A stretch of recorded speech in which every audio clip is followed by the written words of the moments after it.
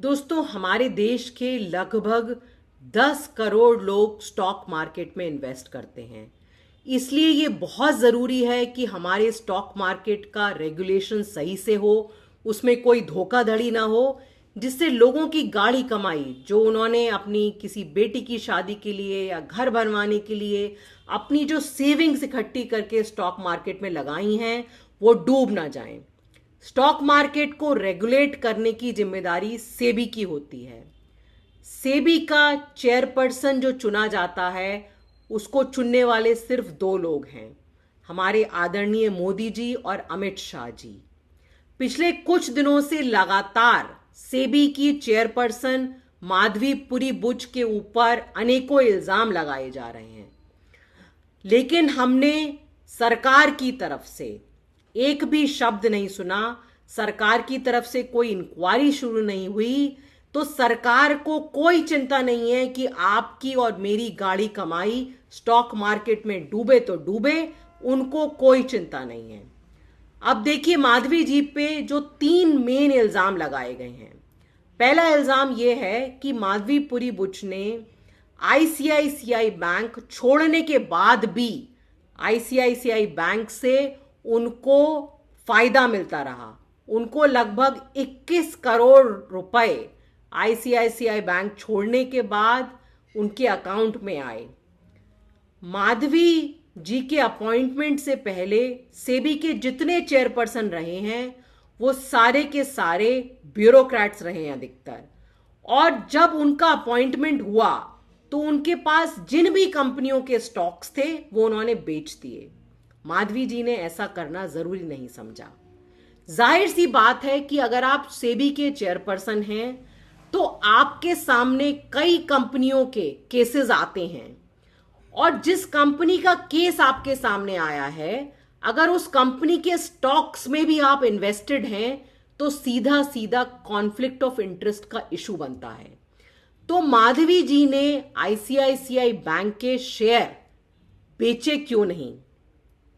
दूसरी बात, माधवी जी को जो आईसीआईसीआई बैंक से 21 करोड़ रुपए मिले वो उनकी तनख्वाह से भी ज्यादा थे। यानी कि नौकरी छोड़ने के बाद उन्होंने तनख्वाह से ज्यादा पैसा आईसीआईसीआई बैंक से अर्जित किया। ये कहां की इकोनॉमिक्स है, किसी को समझ में नहीं आई। दूसरा बड़ा इल्जाम जो है वो ये है कि कई ऐसी सारी कंपनी थी जिसमें कि वॉकहार्ड ग्रुप का नाम है, महिंद्रा ग्रुप का नाम है, पिडिलाइट ग्रुप का नाम है, कि ये सारी ग्रुप की कंपनियों के जो केसेस थे सेबी के सामने चल रहे थे, और उसी समय माधवी जी और उनके हस्बैंड की एक जो कंसल्टेंसी फर्म थी, ये कंपनीज उस कंसल्टेंसी फर्म को भी पैसा दे रहे थे। जैसे कि महिंद्रा ग्रुप का एक कोई केस चल रहा था और महिंद्रा ग्रुप ने माधवी जी की कंसल्टेंसी फर्म को लगभग 5 करोड़ रुपए कंसल्टेंसी फीस के रूप में दिए गए। तो अगर किसी कंपनी का केस आपके सामने चल रहा है, उससे आप कंसल्टेंसी फीस कैसे ले सकते हैं? इससे ज्यादा ब्लेटेंट कॉन्फ्लिक्ट ऑफ इंटरेस्ट कुछ नहीं हो सकता। तीसरा इशू हिंडनबर्ग वाला जो है वो तो सबको पता ही है कि जब हिंडनबर्ग की रिपोर्ट में ये उजागर हुआ कि अडानी ग्रुप ने स्टॉक मार्केट का मैनिपुलेशन किया है, उस समय माधवी जी और अडानी ग्रुप के डायरेक्टर्स सेम फंड में पैसा लगा रहे थे। तब भी कॉन्फ्लिक्ट ऑफ इंटरेस्ट का इशू था, लेकिन माधवी जी ने अपने आप को एक्सक्यूज नहीं किया। तो office of profit, conflict of interest, दोनों इश्यूज हैं, लेकिन करोड़ों लोगों का विश्वास जो स्टॉक मार्केट में है, उस विश्वास को कायम करने के लिए सरकार कम से कम एक इंक्वायरी तो शुरू करा देती। ऐसा माधवी जी का और मोदी जी का क्या रिश्ता है कि उनके खिलाफ आप इंक्वायरी करने को तैयार नहीं है? और निर्मला सीतारमण जी तो मुंह में दही जमा के बैठी हुई हैं।